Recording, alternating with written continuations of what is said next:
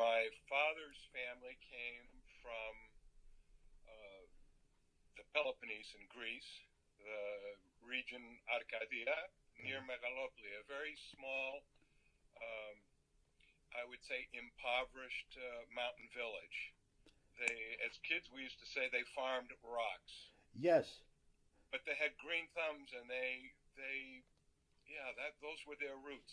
My father's oldest brother emigrated as an indentured servant Wow. to provide money for his father, whose father died fairly young, leaving him the responsibility of providing a prica for two aunts. Yes. So where did they settle when they came to this land? So my Uncle Bill came to New Bedford and worked in a shoeshine parlor. That's how he began. But when he learned that his boss was keeping his tips, Yes. and he said, no, that's wrong, I should keep my tips, his boss said no.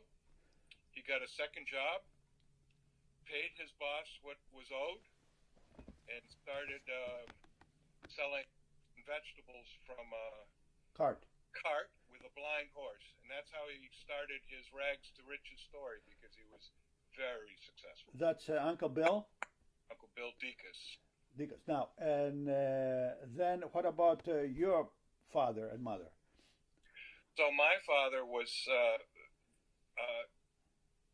corresponding, as were his teachers, with Uncle Bill. Yes. And said, no, your brother is very smart and he wants to go to medical school.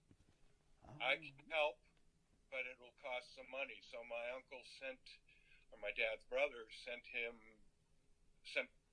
provided the money for him to go to medical school. He went to University of Athens first, got his cardiology degree at the University of Vienna in Austria. Good for him.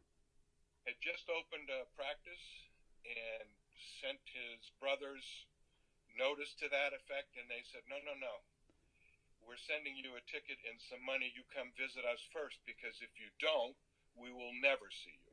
Oh. And he came, and while he was visiting, the war began, and he really couldn't go back. So what year was this? So this would have been, I'm going to give a little guess here, but 38. Okay. I think that's the right. So where did your father settle here? So when he came, Yeah. he stayed with his brothers down in Wareham, and then when he realized he wasn't going back to Greece, he connected with friends who directed him to the New England Medical Center, which was Tufts University. And there he had, because the AMA didn't acknowledge European doctors' training, insisted that he redo his residencies. Yes. And so rather than respecialize in cardiology, which he felt he mastered, he redid his residencies through Tufts with geriatrics and diagnostics. And so he became a general practitioner, but his strength was cardiology. Really. His heart was in cardiology, was it? Yeah, it was. Well said. And then, how did he get the idea that a new church would be appropriate at that time? And we're not talking late 50s, of course. Yeah, it was 58 to be exact. Yeah. We sold our home in Boston in the Back Bay where we were living, and we moved to Weston. And so Dad was dropping us off at Evangelismos, when he would go make rounds on Sunday, and then he would pick us up afterwards. And, I think that was, it got into his mind that maybe a church was in order. But I think it was just an idea. What really happened was, and I'm looking forward to your conversation with my younger brother, Peter, my father was if he had not been a doctor, he would have been a real estate person. He really loved real estate. Wow. To the extent that my youngest brother first words that he could read were "for sale." For sale. Got it. And they were, I think Peter's going to confirm this. Okay. In the story, they were driving through Newton Lower Falls on their way to church when Peter said "for sale," and my father looked and saw the church. And that's where it began, as far as I'm concerned. So my brother is one of the founding fathers. He's responsible for finding the place, yes. And that church has quite a history. That building was built in 1889, and it was very difficult for them to tear it down, but eventually they succeeded. But we got it in 1958-59, and then we were there until 71-72. So what do you remember about, I know you were young at the time, but what do you remember about that little white church? Well, I thought it was a beautiful church, and it had I forgot the word for a parish house. Yes, a rectory. Yes. Yeah, rectory, and which was also both buildings were very welcoming. You really felt that you were in a special place. Nice. The church felt very spiritual, but the rectory was a home. And what I remember fondly, as I told you earlier, is my Sunday school experience, because I was 12 years old. My brother was 14. My younger brother was 5, so yes. much younger, but a very impressionable age for John and my older brother and myself. And I loved the students that came from Holy Cross. From the seminary, yes. Because they were barely out of their teens themselves, and really finding their place in their own spiritual world. Yes. It was great. I mean, we learned a lot, and it felt genuine.